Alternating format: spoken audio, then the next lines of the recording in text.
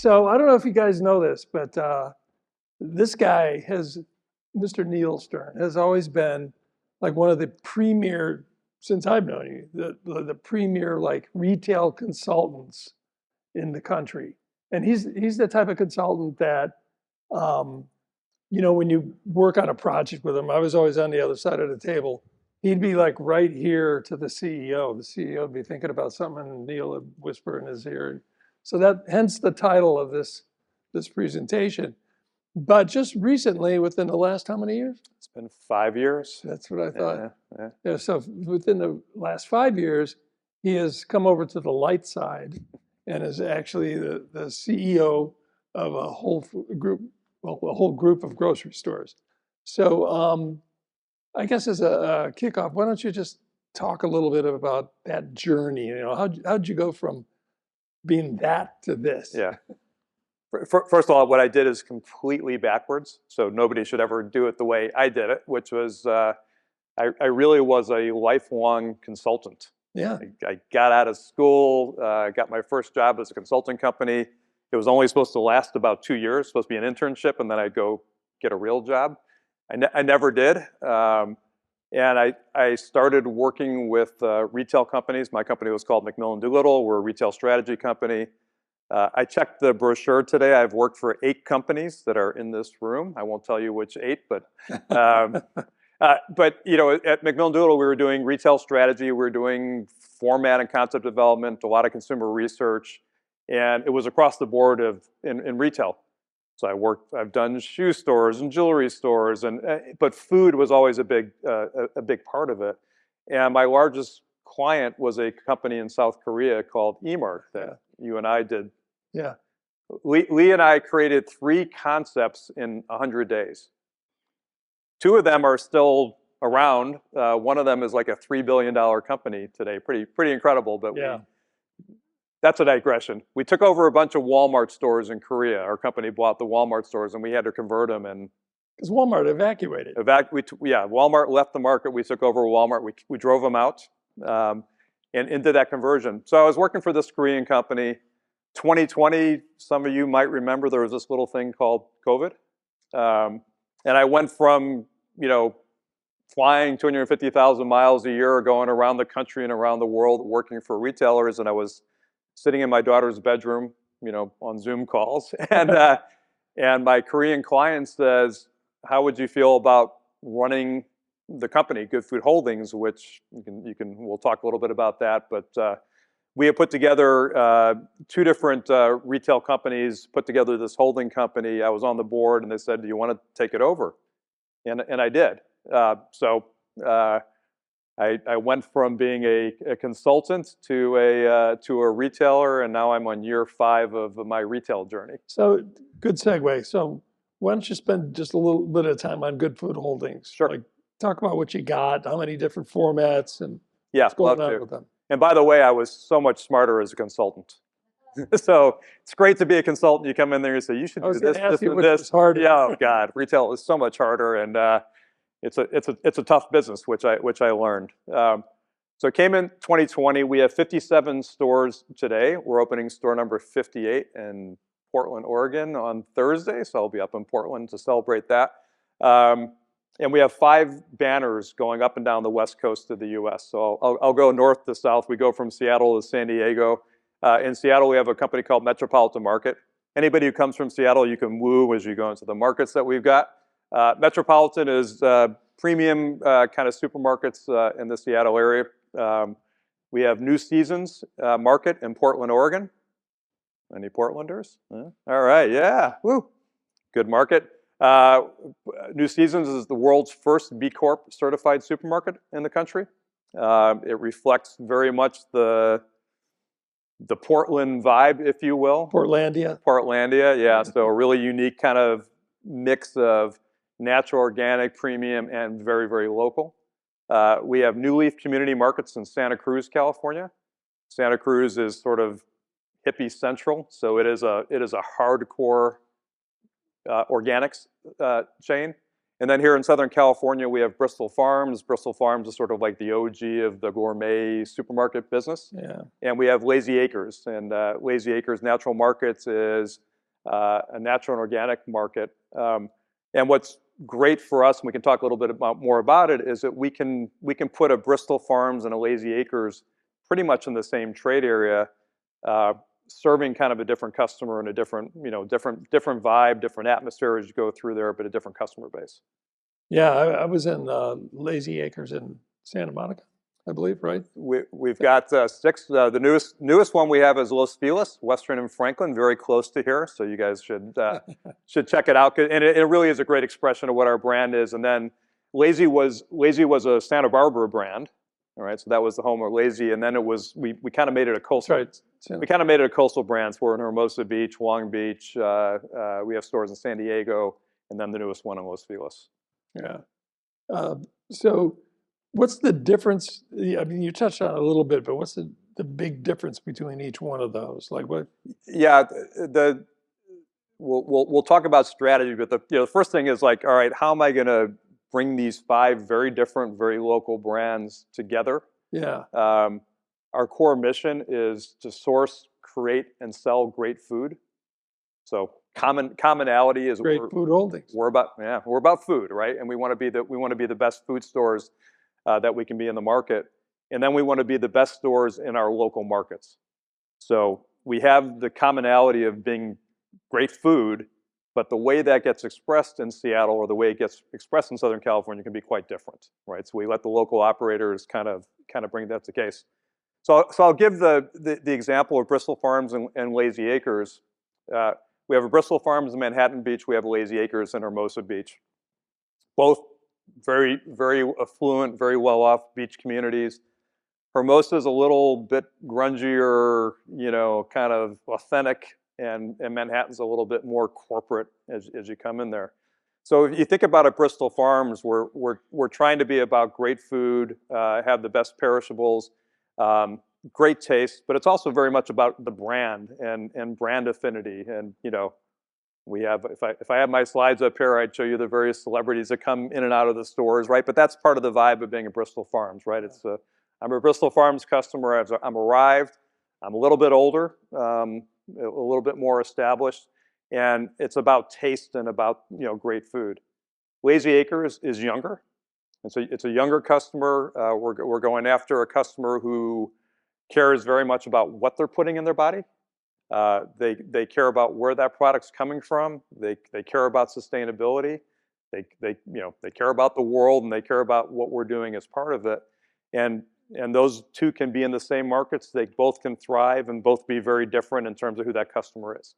That Lazy Acres customer is more likely to come in Birkenstocks and a poncho, but that doesn't mean that Lazy Acre customer doesn't. There we go. There's Lazy. Doesn't have a lot of money, right? It's just a different customer base that we're serving. I toured Whole Foods stores in California with Whole Foods executives, and they explained to me that California was one of their toughest markets in the West Coast in general, because everybody was like a 4th generation health food eater. Yeah.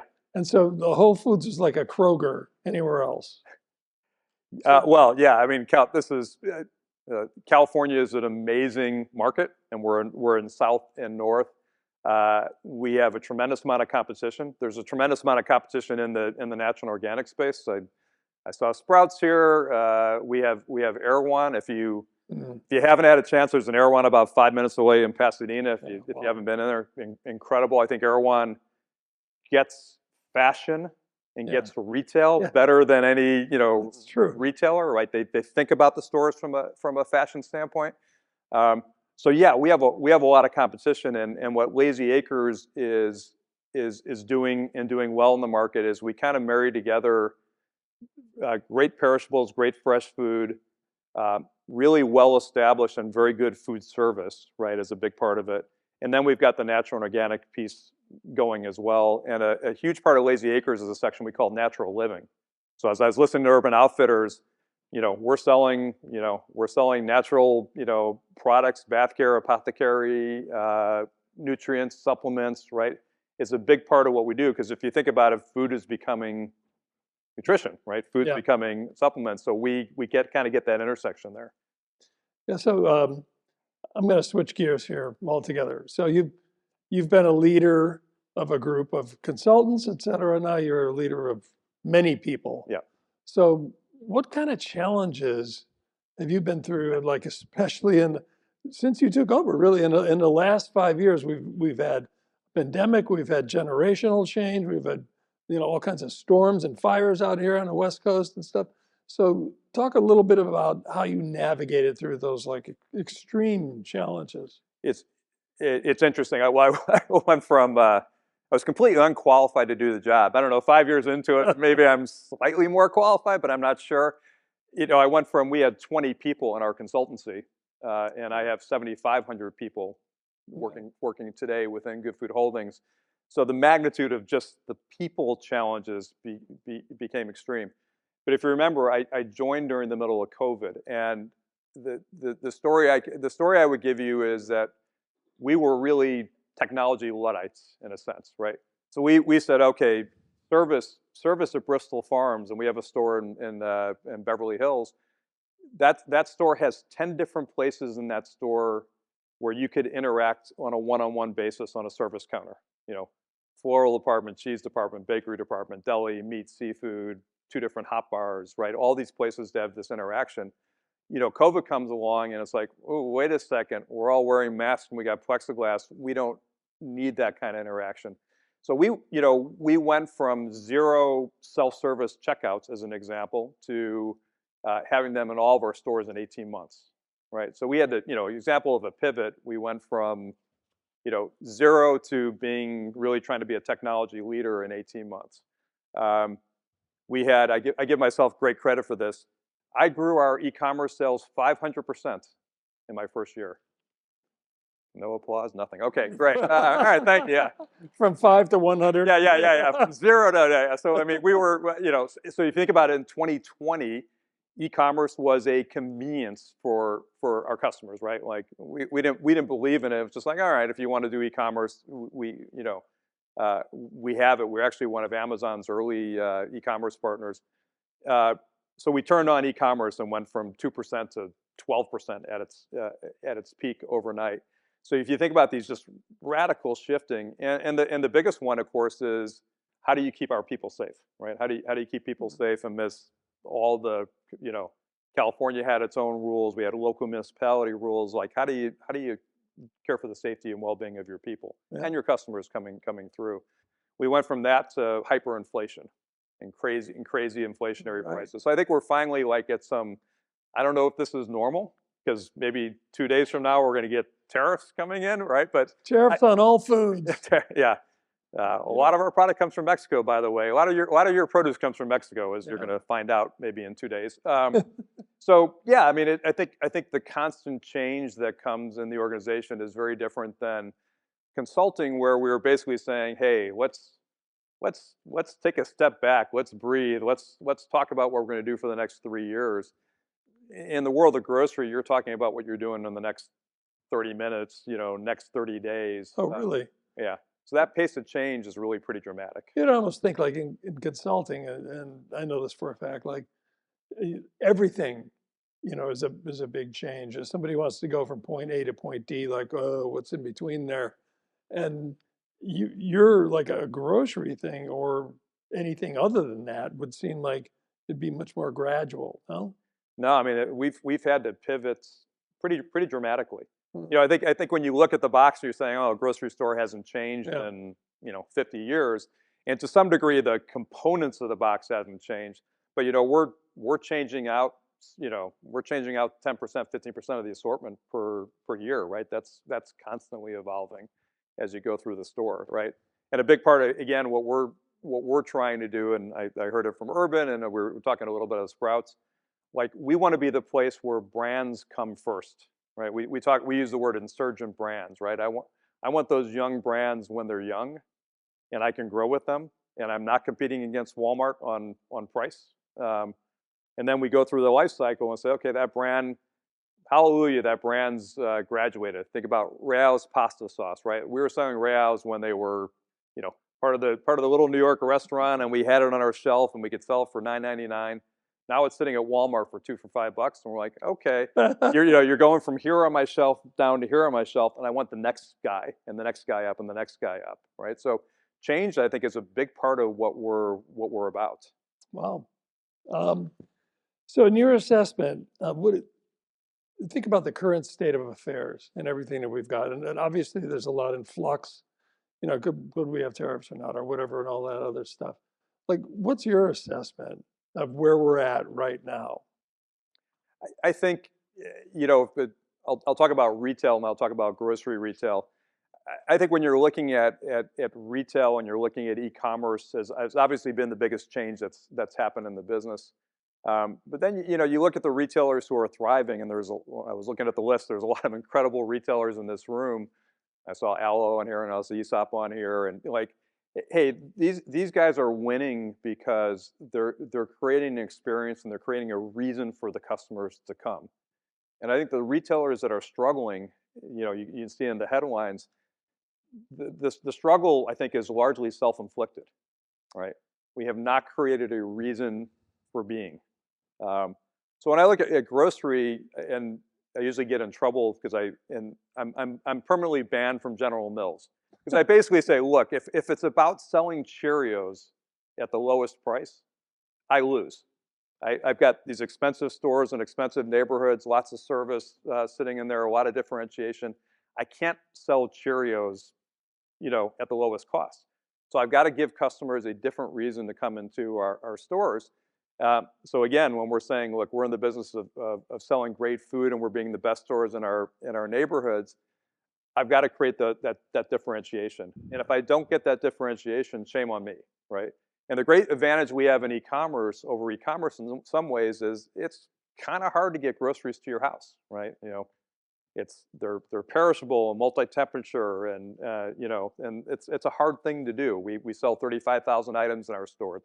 It's hard to curate, right? So I can win, but I've got to win by being different. I got to win by giving customers something that other people are not getting.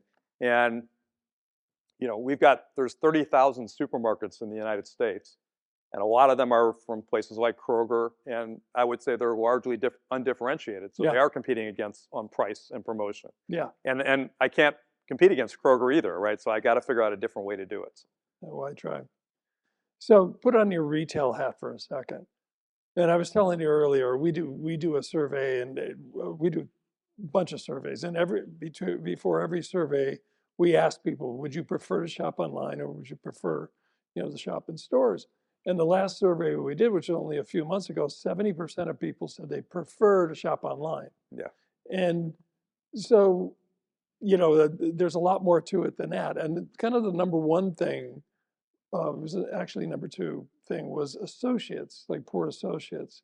So what do you read of that? Yeah. First of all, the online scourge, and then associates being like a real fundamental, element that could be fixed. Yeah, like I said, I think if that's the case, it's a self-inflicted wound, Yeah. right? Well, So I will say we have 7,500 associates. We have great pride in our people. We want to be a great place to work. I can go through my 5 pillars. I gave you 2 of them. The last one is we want to be a great place to work. We want to reflect. I'm going to use, I won't use DEI, but I will use DEI. We want to reflect the communities that we do business in, right? So we are about diversity. We're about inclusion. We're about having the employee base in our stores reflect the larger base of customers that we have in our community. And yeah, I mean, the metrics become, we're going to pay them more. We're going to give them better benefits. I'm going to get lower turnover, but hopefully I'm going to get better customer service and better customer engagement as part of it. And then, why do they want to shop online? Because it's easy, right? right. And I'll go back to like, if you're just buying That was Cheerios, number one. yeah, if you're just buying Cheerios and Tide, great. I want you to come to our stores, and I want it to be discovery. The things, think about, now I feel like Lee Peterson, what can retail stores do better than online? And if I say, what can grocery stores do better than the online experience? I can talk about freshness. I can talk about seasonality. I can talk about, I have immediacy. I have coffee bars and juice bars. I have poke and sushi. I have sandwich bars. I have hot foods. I can give you immediate food that you can't do yet online. And I want to be this amazing place for discovery. So, if you think about 35,000 items in the store, how do I get customers to sort of engage and see those items? Again, I think I can do that better from an in-store experience. So that's the stuff that we're trying to, that's the stuff we're trying to deliver in our retail stores. So is there any one like hot button sort of thing for you guys right now? I don't think there's any one thing, with the areas we'd say we want to win. We want to win in prepared foods. We want to win by having the best fresh products in the market. And we want to be the place for discovery for young and interesting brands. So those are the three things we keep on driving as those core differentiators in the store. I think from a personal perspective, when I shopped at your stores, Lazy Acres, like the first visit you go, oh, this is pretty damn good. The second visit you go, holy cow. And then by the third visit, we were like, this is better than Whole Foods, which I really didn't. Whole Foods is fabulous, by the way. Don't.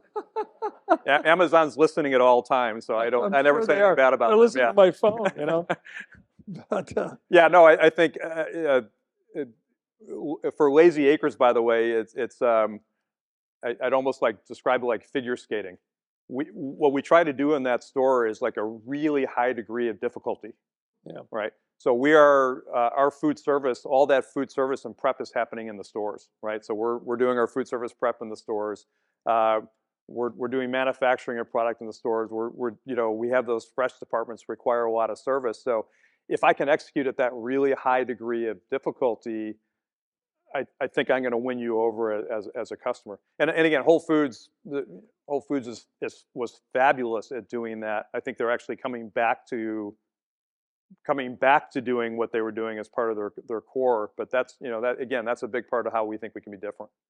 So again, in terms of retail, I'm thinking about like 70% of people prefer, which doesn't mean they do, but prefer to shop online because it's just so much easier and such a hassle. Like, what would be as a old-time consultant, what would be your recommendation? We kind of, for the way we view online, and say online is online's growing. It grew.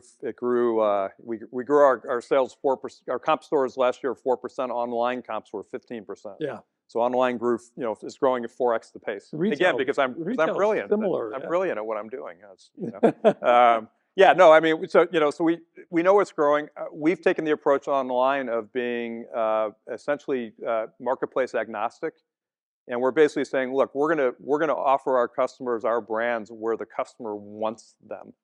So we are on Instacart. It's our biggest. We're on DoorDash. We're on Uber. We're on Amazon, right? We're on the various platforms, and we have our own 1P platform as well, right?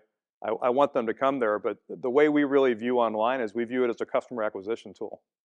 So if they're experiencing Bristol Farms for the first time on DoorDash, that's fabulous. I want to get them into the store and convert them into in-store customers. Steve mentioned today 23,000 square foot stores, and I think that's a great idea because I think the more local you can be, obviously, the stronger you're going to be in. For a weekly grocery visit, it just kind of don't happen anymore, right? I mean, people shop 4 times a week for whatever they need. So is that something in your future, like smaller stores? And our sweet spot, we're opening stores between 25 and 32,000 square feet. So we're a little bit larger than those Sprout stores. That's a big difference, by the way. The extra 5,000-6,000 square feet gives us a couple more aisles of grocery maybe than what they have. But yeah, I mean, customers, if you look at those shopping trips, the way our parents might have shopped, this idea of this weekly stock-up trip, the weekly stock-up trip is doing that, right? So when we look at our customer, yes, we have that. We have fill-in trips. We have meal occasion trips. So we have people, if you want to come to our store and get lunch, fantastic, right? We're set up to do that. We have special occasion trips. So, Bristol Farms is an expensive brand. We really behave almost like a retailer, especially a retailer. So we peak big time in November, December. Holiday meals are a huge part of what we do. So you may not shop Bristol Farms on a weekly basis, but you're going to shop there for the holiday meals. Yeah. You're going to shop there if you're having a dinner party, right? You want to impress your friends. So yeah, we got to lean into very, very different occasion types than the idea of, hey, I'm going to the store, I'm going to go through my grocery cart and stock up for the week. It's just it's going away. I mean, that customer is going away. Well, short period of time here. I always wanted to ask you this, but what do you think great leaders have in common? Yeah, and I will I'll answer this by learning from the various clients that I had Sure. Yeah. and what I've tried to model after. But I think in some ways it's simple, which is first you need to set a vision, Mm. and you need to set a vision that is understood by the organization. And when I say understood by the organization, a lot of companies would be like, well, here's our vision, and it has 8 pillars to it. And if you went around the room and you asked anybody, can you name those 8 pillars? The answer is no, right? So set a vision. Again, our vision is really simple: source, create, and sell great food, right? Like, have a vision that people can understand, like what you're trying to do. Build a management team capable of executing that vision. And that's the part I've learned the hard way from going from consultant to CEO. That's really hard, right? Getting a management team that's on board. And I can give you so many examples of it wasn't the retailer with the best strategy necessarily. It was the retailer who had the management team that was they were lockstep with each other.